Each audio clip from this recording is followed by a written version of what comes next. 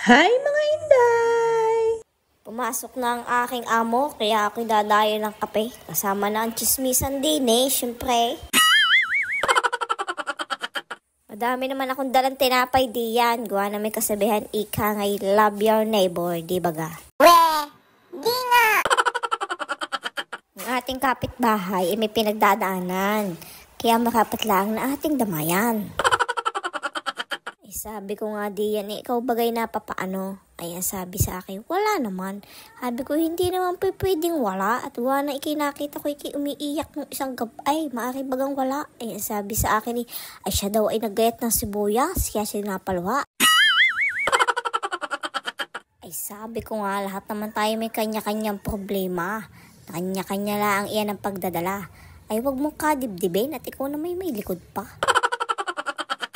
Tawanan mo na lang ang iyong problema. Ay huwag ka lang tatawa kapag ikay nag-iisa. Sa base ko'y kaya ito'y nag-iyak ay nai-stress sa kanyang kagandahan. Sana all.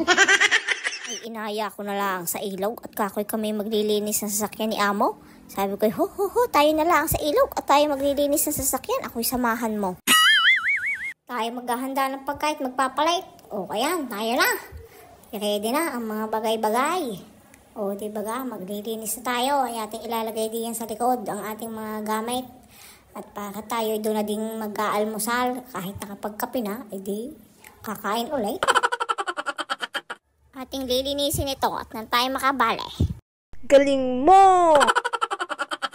Mabuti na lahat may gayang ilog na pwedeng paglinisan ng sasakyan. O di tayo ay maalwan, hindi nababayad. Ay dahan-dahan lang tayo dito sa pagkukuskus. At baka halip na tayo nakatipid, ay lalo na napahuwisyaw at tagasgas ko pa. Ay hindi pa naman ho ako sanay maglinis ng ganare at gawa na ang liliguan ko ho ay mga kalabaw at tsaka kambing, tsaka kabayo. Ayun ho mga yon, mga naninipa. Ay pero pag ho ay nagasgas ko, sisipain ho ako ng aking amo. Ay ako naman ho ilagi din nakakasakay din kaya ating lilinisin at baka sabihin naman ni amoy, aba isakay ng sakay, hindi naman marunong maglinis. Pwede din diyang maligo at pwede din diyang maglaba. Aba wag naman kayo maliligo at maglalaba doon sa may baba ng pinaglilinisan ng sasakyan at di sahod nyo ng lahat ang dumay. Nung kami mga bata pang magkakapatid, tuwa-tuwa kami pag nakakasakay sa mga ganaring sasakyan. At gawa na syempre sa amin ay wala namang ganare at lagi nga kaming sa kabayo lang ang sakay. Maliit na ang tubig dito sa ilog. Gawa ng pagkakainit baga naman. Dapat dito sa atin ay umulan na at nang tayo ay makatanim na din. At talaga namang inyong sinday ay wala nang ibang mahanap buhay. A few moments later. Tayo munang kumain at hindi na makakaskos.